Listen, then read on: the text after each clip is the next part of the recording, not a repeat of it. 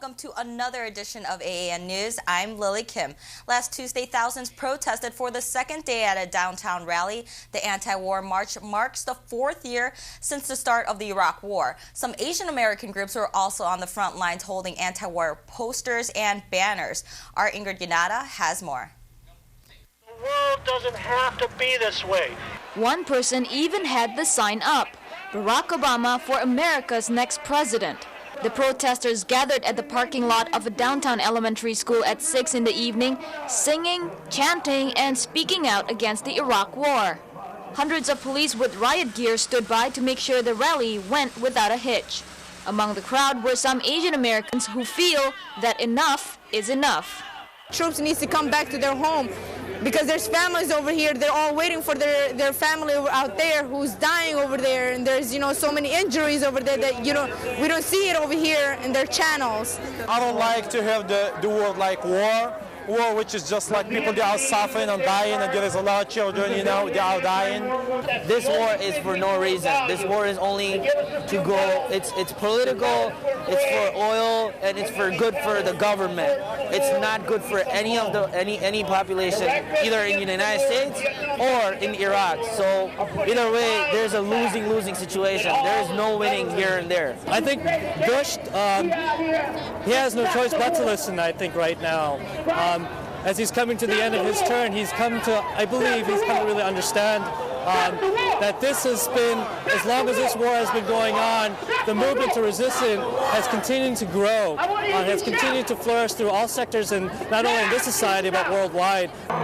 Dozens of anti-war groups are out here braving the cold, some of them calling for the president's impeachment. And just yesterday, President Bush said he will continue to send more troops into Iraq, and the folks here are not happy about it. It's just sickening, a waste of life. I think that's a bad idea. The first thing is they shouldn't have the troops there anyways. They should bring the troops as much as possible. They should bring them out. Sadiqa came to the U.S. 5 years ago from Iraq, just in time before things turned bad in her home country. Our neighbors over there, they're all in danger. They don't have enough water. The water is dirty. The electricity goes out in the day. They don't have anything to cook. And, there's so many people are dying over here, over there in Iraq and in Afghanistan and in Palestine. There's so many people, and I'm over here for the justice and for the peace. I want it for our country. For this 21-year-old Vietnamese, 4 years is not worth the billions of taxpayer dollars and the lives lost. I feel that it's pointless. I mean, like, the life that's lost it brings us to shame to be a country. We have so much power in this world to give life to people, and all the money that we're using for war, we can use that money right now to give to the poor, the homeless, the people that actually need it. No one was arrested during the march that started from State and Walton, then down Michigan Avenue, ending in front of the Daily Plaza. Ingrid Yanada, AAN News. Media mogul Ted Turner does it again, and this time he insulted the Asian community. The former CNN founder referred the Chinese as Chinamen when asked before 1,000 business and community leaders, how can the U.S. win China's cooperation in reducing greenhouse gases? Turner said, quote, "The Chinese are very smart. Just think, have you ever met a dumb Chinaman? Very seldom do you see Chinese restaurants closed," end quote. Turner's apology claimed he was unaware the term Chinaman was derogatory. Some say, as someone as very involved in the domestic and the world, think it's a bit suspect for him to not know better. Yvonne Lee, a former commissioner of the U.S. Civil Rights Commission, said the apology was the first step, but she wants him to agree to further dialogue between different communities. Chicago's Democratic Party is sure they're going to win the upcoming presidential elections. Chairman of the Democratic National Committee, Howard Dean, has a strategy which involves the Asian American community. Our Don Tagala takes you to the Democratic fundraising party. I'm going to change this country. No, let me amend that. You are going to change this country. In a recent grassroots fundraising event in Chicago, Democrat leader Howard Dean said the strategy to win the White House back is to win the votes of ethnic America. The Democratic Party recently took back the House and the Senate in the last elections, thanks to about 75% of votes coming from various ethnic groups, including Asian Americans. That means that the party that is willing to not just share responsibility and talk about a seat at the table, but demonstrate their seriousness about inclusivity by making sure their ticket looks like the rest of America. That means the party that does that first is the party that's going to be in power for a long, long time. I mean, that's one of the reasons why I'm a Democrat, is the fact that we care about the people of this country, and we care about all of the different people that make this country. Democratic Party supporter attorney Aurora Austriaco agrees with Dean. But the bottom line is, the newer group of people who are going to be coming out there to vote are the younger ones, obviously, as well as the new people coming in who make up the minority communities, who make up the immigrants coming into the United States. And that's a very, very important segment of the population that need to be concentrated on and accounted for. Although Republicans are also trying to reach out to the different ethnic groups, Democrats say they are more sincere in their efforts.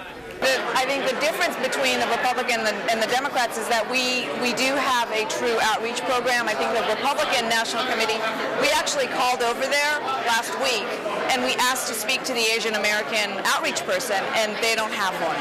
While the voting power of ethnic communities are slowly being recognized by both parties, ethnic Americans will have to choose wisely who among these presidential candidates, whether Democrats or Republicans, will best serve their needs. Don Tagala, AAN News.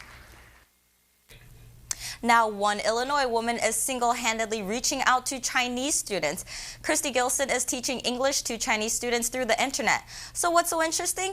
She and the students are blind. Thousands of miles away from Gilson's home, a group of students gathered to learn English over the net. From the Hadley School for the Blind in Winnetka to cities all over China, her link allows a vision that she hopes will make Chinese businesses see her students as an asset. Along the way, Gilson said she's received a gift, new friends for lifetime.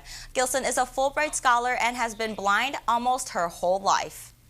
Over in this country, a third world nation, many Filipinos live in poverty and in shanties smaller than a one-car garage. But help is on the way. A Filipino organization is harnessing generous resources, not only from Chicago, but from around the world. AAN's Don Tagala tells how Filipino Americans are helping those back in the homeland. This is the face of poverty in the Philippines. More than 50% of Filipinos can't afford their own homes and live in slums even in the country's urban areas.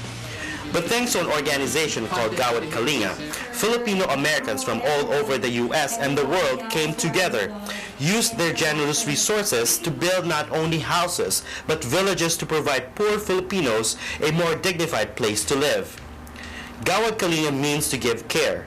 Executive Director Antonio Meloto leads his caring volunteers in their vision for a slum-free Philippines.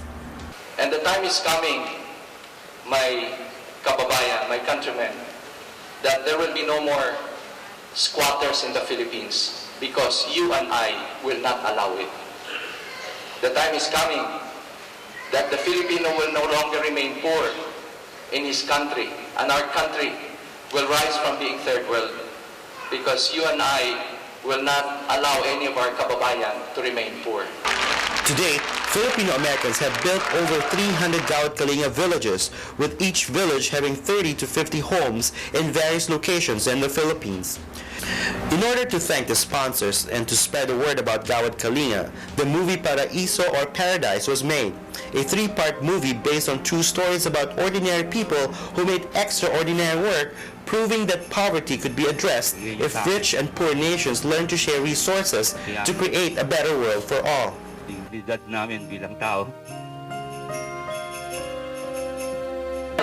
Oh, I love the movie. I really, really love the movie.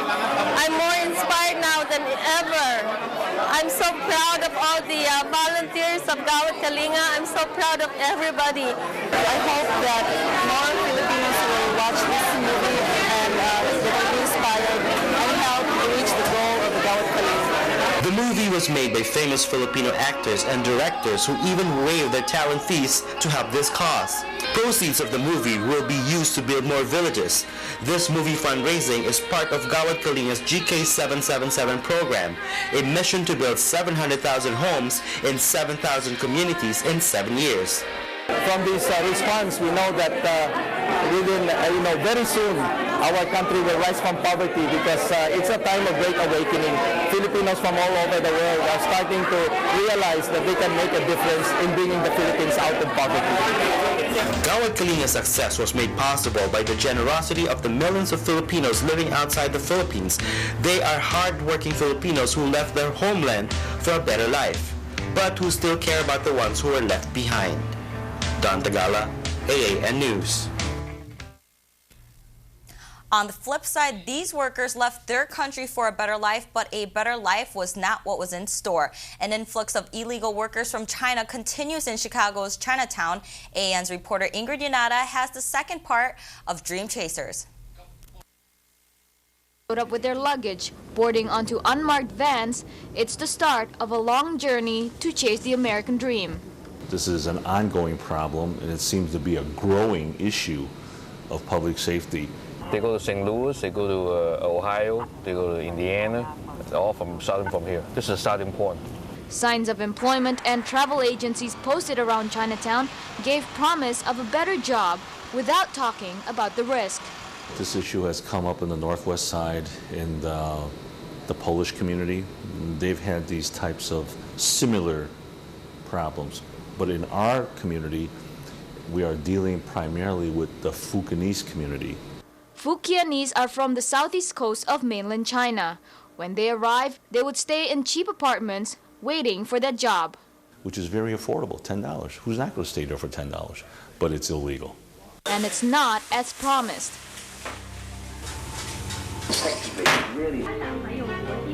What? The person that we just talked to is from China. He is just living here. He's been here about 1 week now, and he's just waiting to be moved to another state for a job. And he's probably looking for a job as a cook in another state, probably for a Chinese restaurant or somewhere where he doesn't need any legal papers. It's designed as a single-family residence. But mattresses were laid side by side where dozens of strangers sleep. We actually found 20 beds in one of the units. The living condition is so bad. I mean, it's not a clean environment for anybody to live in there. Unsecured. Unsanitary. I have no idea what's inside that milk. It's a very sad but real situation for these immigrants who overstayed and are now labeled as illegal aliens. Their only option is to go back to China or continue working and living in less than decent conditions where no one could help them, not even organizations like this one behind me or the CCBA. Like the Chinese American Service League, CCBA, or better known as the Chinese Community Center, has helped many Chinese immigrants to settle in Chicago. But there isn't much that this group or others can do for those who have crossed the line. So, but if you have no relative, you have no documents, your visa expired, but you are trying to get some job in the States. There's no way. I don't think you can do it. And then no organization can help that situation? I think so. I knew that some cases, some people come to us for help. We simply tell them that we try our best to look upon any or other possibilities. We cannot do it. Chinatown belongs to the 25th Ward under Alderman Denny Solis. Recently, the ward's Director of Services, Stephen Stoltz, was sent to check on the Chinatown condo after locals complained. Complaints included many transients coming and going from the locations that were suspect to be boarding houses. And this posed a safety risk to the people who lived around because they don't know who's coming and going. As well, if there's many people living in a confined area, it creates other hazards, such as a fire hazard. We've had a fire at one of these on 23rd Street. That fire damaged 8 homes inside Oriental Terrace last March. It started from an overcrowded basement of this unit known for housing illegal workers. Owner lives next door? Yeah, and then they managed the two buildings. They claim they have nothing to do with the illegal boarding house, but the evidence did not support that. Although no one was seriously hurt, it is a painful reminder for homeowners to know who their neighbors are. But for Michelle Teo, knowing who lives next door turns out to be more than a matter of safety. Of course, I worry about the value of my house. What authorities ask of residents: we need the public's help in making us aware about the problem, helping us to identify the problem so that we could take the proper steps to at getting that boarding house shut down. But many are afraid. Even they look at them, they're afraid. They're afraid they will come inside, they pick them up, and they're afraid are they coming. When I step out, they will come to my house to rob my house. Without a formal complaint, authorities can't take any action. And as the city continues to learn more about their illegal activities, there's a business empire. They stay focused on the root of the problem. But we like to go after whoever leased or signed the lease to rent the apartment, who's actually collecting the money. Because officials suspect those who benefit from this lucrative business are breaking bigger laws than housing violations. Transportation, interstate, I'm sure we're breaking some federal laws, and then once they transport the people, they have to stay somewhere. So that's why these boarding houses seem to be cropping up. We also believe, and this is early in our investigative process, that there may be businesses specifically owned and operated by some of the same people that may be not paying all the appropriate taxes and reporting of the income. The alderman's office is also looking at ways to keep these illegal motels shut down for good. Another strategy the alderman would like to take is finding business interests who would be able to provide such services as short-term temporary housing, because obviously there is a market opportunity. The need is not being met.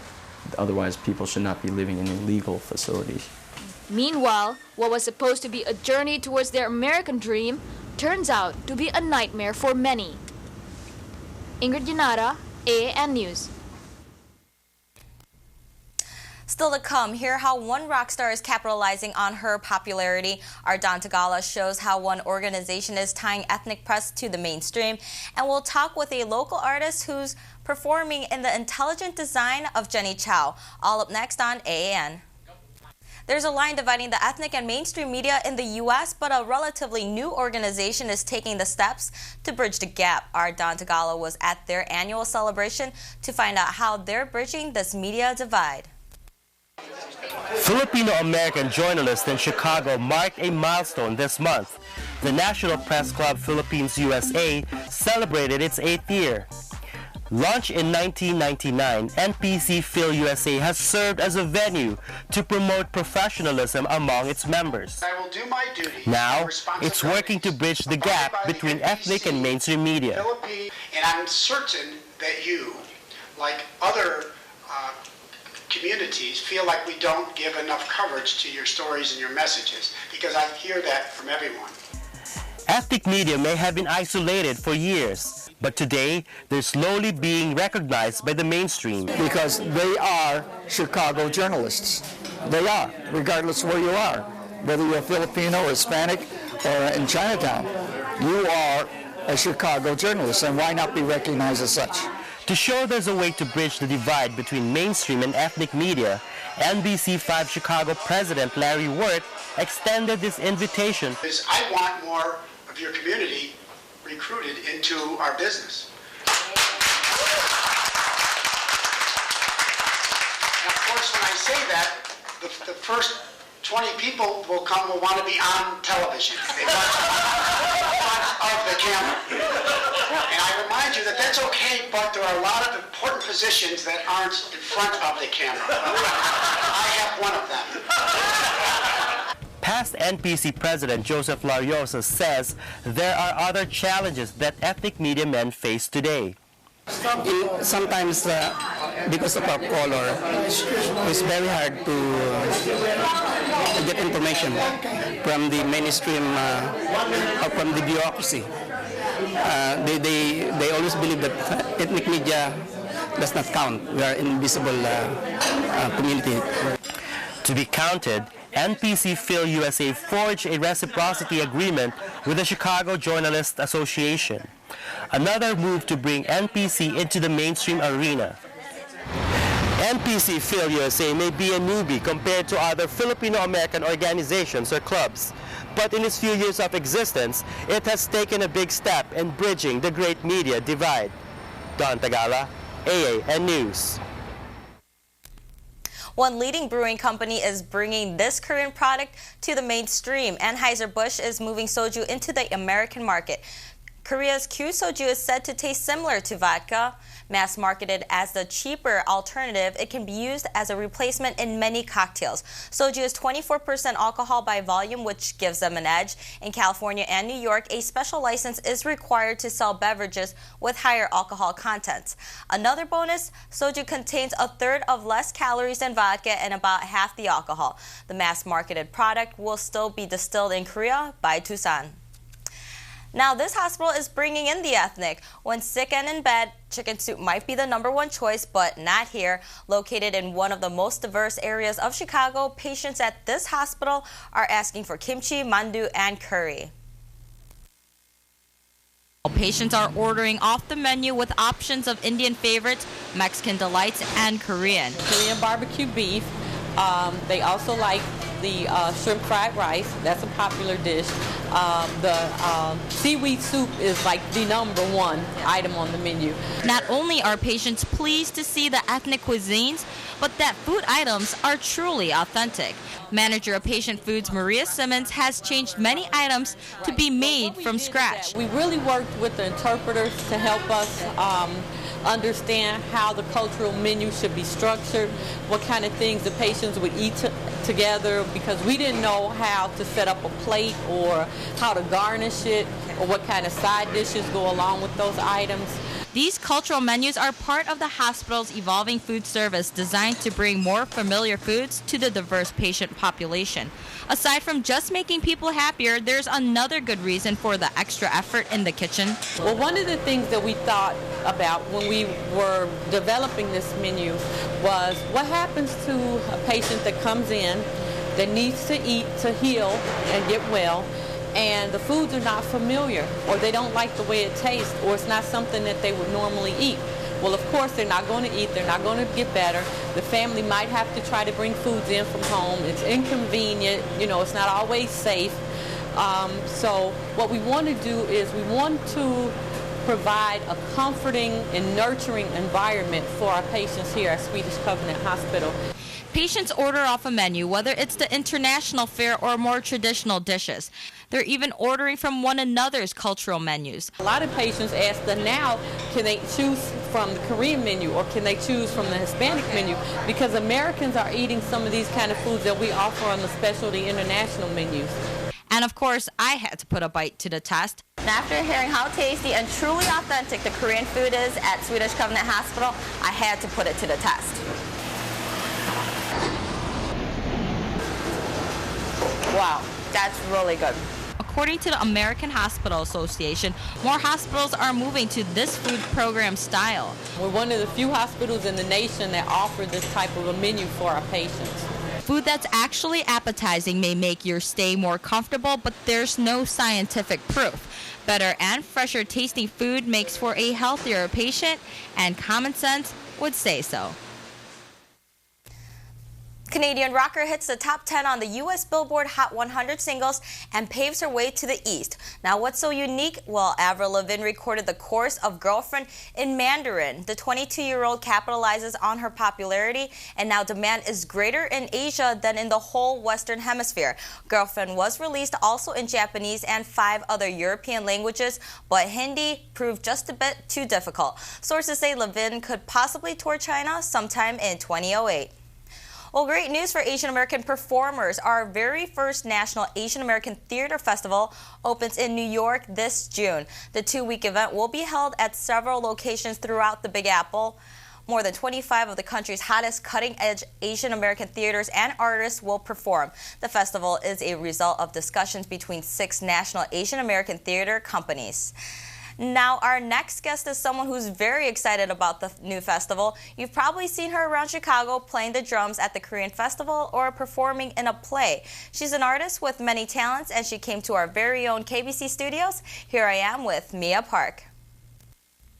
Hello, and today we have the lovely Mia Park, a supporting actress of the hilarious and heartfelt play of the intelligent design of Jenny Chow. Thank you so much for coming. Thanks for having me, Lily. It's nice to be here. Well, I know you must be really busy. I know you were just at Galaxy doing the readings for Mothers and Tigers. Yes. How do you handle everything?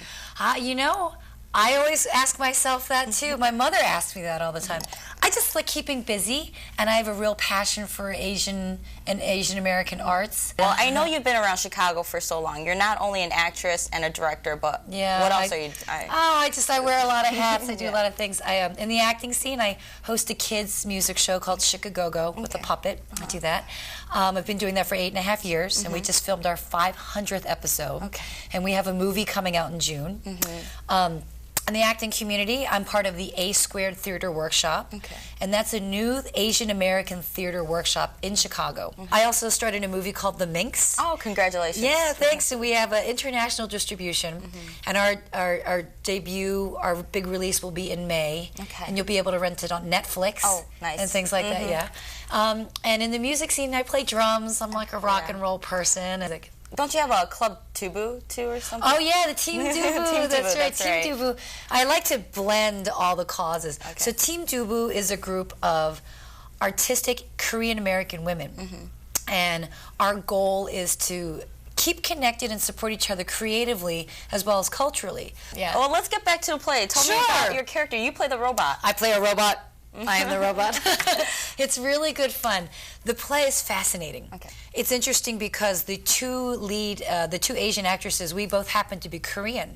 There's Jennifer Shin and myself, but we're playing Chinese characters. So the play is about a Chinese adoptee named Jennifer Marcus. She's 22 years old and she lives in California.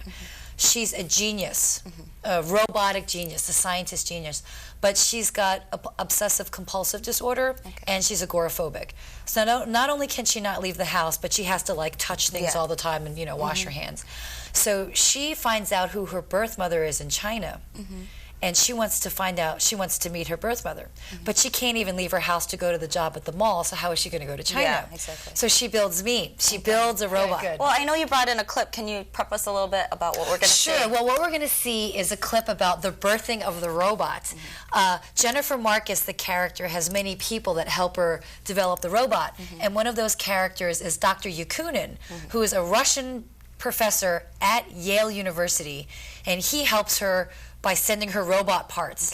And in this clip, her and Dr. Yakunin are having a conversation through instant message, and because she thinks that her robot formula doesn't work anymore, and he's trying to support her.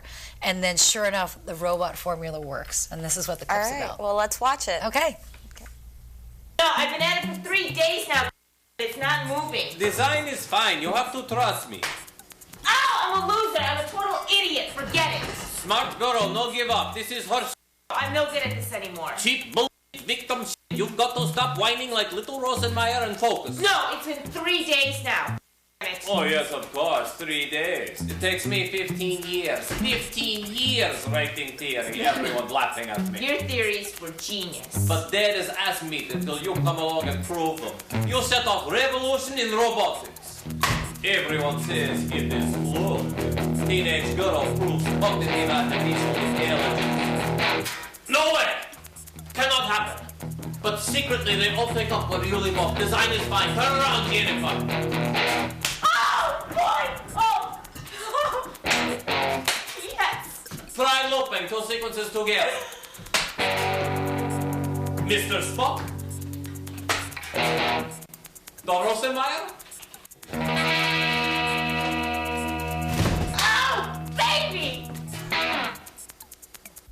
Wow, incredible. I really want to go see that, but how can everyone else see this? Well, you can log on to Collaboraction's website. Collaborations is the play producer, and their website is collaboration.org, or you can call them at 312-226-9633, and reservations are strongly recommended. The play is being held at Chicago Dramatist Theater at Chicago, Milwaukee, and Ogden. You can get that address on the website. But it's a 77-house theater, seat theater, and we are selling out. We are Thursday through Sunday. We close April 1st. We may extend, I don't know yet. But if we don't, make your reservations now to try to see it before it sells out. All right, great. Thank you so much for taking the time out of your busy schedule. All right, that was Mia Park. Thank you so much. Thanks, Lily.